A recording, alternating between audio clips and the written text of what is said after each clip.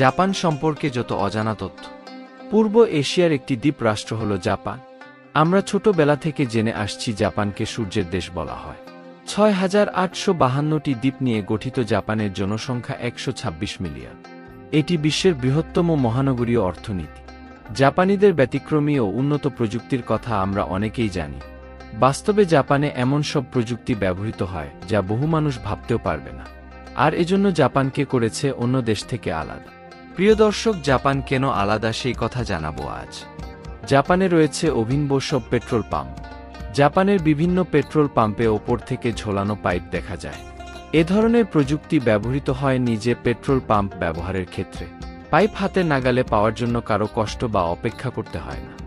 Vending মেশিনেই পাওয়া যায় জাপানের সব কিছু। প্রিয় দর্শক, ভেন্ডিং মেশিন হল এক ধরনের যন্ত্র যা গ্রাহক মুদ্রা বা ক্রেডিট কার্ড সন্নিবেশিত করার পর বিভিন্ন পণ্য যেমন নাস্তা, পানীয়, বিভিন্ন তামাক পণ্য, লটারির টিকিট, ভোক্তাপণ্য স্বয়ংক্রিয়ভাবে বিতরণ করে।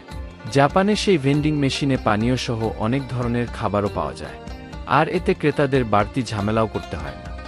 এমনকি কোনো ভেন্ডিং মেশিনে সেদ্ধ ডিম, আলু, পাস্তা ইত্যাদি খাবারও পাওয়া যায়। অন্ধদের জন্য ক্যান কেনার ব্যবস্থা করা হয়েছে জাপানে।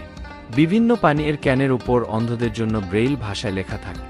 এতে পানীয়টি চিনে নিতে সুবিধা হয় অন্ধদের।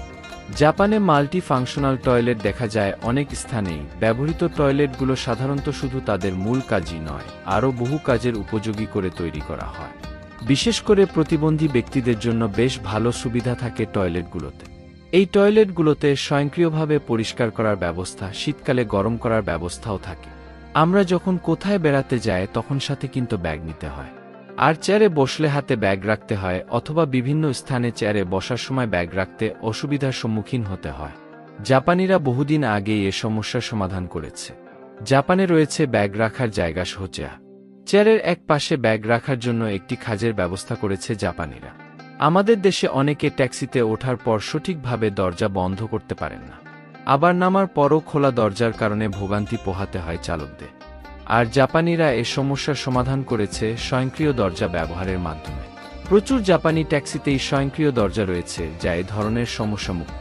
আপনার বাড়িতে যদি নানা কারণে সঠিকভাবে ঘুম না আসে, তাহলে জাপানে উদাহরণ অনুসরণ করতে পারেন। জাপানে রয়েছে একেবারে নীরব ঘুমানোর ব্যবস্থা সংবলিত হোটেল। শুধু ঘুমানোর জন্যই অনেকে হোটেলগুলোতে যে আরামে ঘুম দিয়ে থাকে। গাড়ি নিয়ে দূরে কোথায় বেড়াতে গেলে আমরা গাড়িতে সঙ্গীত শুনতে শুনতে যাই, কিন্তু জাপানে রয়েছে সঙ্গীতের সড়ক। জাপানের বিভিন্ন সড়কে সঙ্গীতের সুর শোনা যায়। এছাড়া রয়েছে সঙ্গীতের বিভিন্ন চিহ্নেরও ব্যবহার। দীর্ঘযাত্রায় এ ধরনের রাস্তা খুবই আনন্দদায়ক।